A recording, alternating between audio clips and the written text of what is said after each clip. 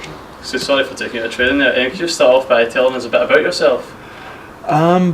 Yeah, my name's Sean Wright. Obviously, I live in Glasgow. I've been back in the UK about just over a year now. I spent a long time living over in Thailand. Got a lot of Muay Thai experience behind me, and just coming back, all my friends are doing MMA at a really high level now. Trying to sort of integrate myself into that a little bit. So kind of leaving Muay Thai behind as sort of pure discipline, and then trying to incorporate a bit of wrestling, a bit of jiu-jitsu, and see how I do fighting in cages. Okay, at Odd Top 1 you impressed the crowds when you forced the ref to stop you out in the very first round. Are you happy with your performance at the event?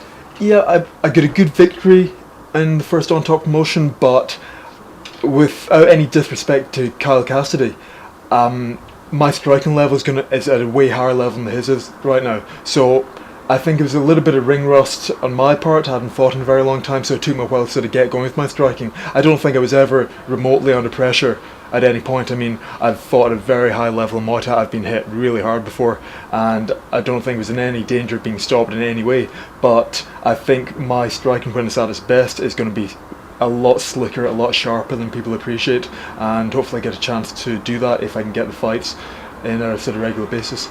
Okay, you showed that you're not a one-dimensional fighter anymore when you took your opponent to the ground in the last fight. Is the grappling something you've been working on a lot in training? Yeah, what I didn't want to do when I came into MMA is come in as a striker and then work a sprawl and then hope for the best. I mean, I want to go in and really make a good go of it. So as soon as I started training for MMA, I didn't say, right, Muay Thai background, get me in there. And I spent a long time working on jiu-jitsu, a long time working on wrestling. We've got some great guys up here at the Grip House doing that for us. So I don't think I wanted to go anywhere near a cage until I thought I was ready, until my coach thought I was ready. So yeah, I've been working hard on the wrestling and jiu-jitsu. One of your teammates is fighting Kyle Cassidy in this next on top card. Have you been giving him any advice or? Yeah, Kieran Malone. He's my wrestling coach, friend of mine. We also share a flat together. So I mean, we see a lot of each other. I don't think it's favoritism on my part. Kyle's decent hands on him, decent power behind him, tiny gloves. I mean, he's got a punch of the chance, but I think with Kieran's ability to wrestle and his ability to take people down, to hold people on the ground, with his really greatly improved striking ability, I don't see Kyle beating Kieran. I think Kieran's going to go through him.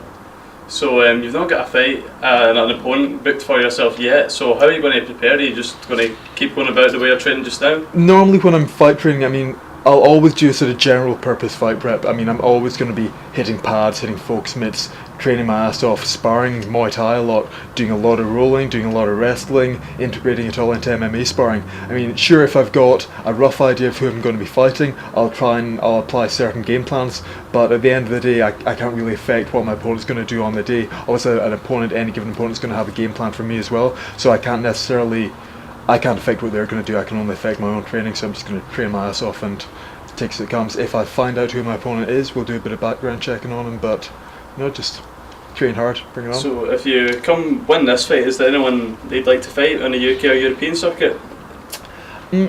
There's no one in particular out there I'd like to fight at the moment. At the moment I'm sitting at 2 pro fights.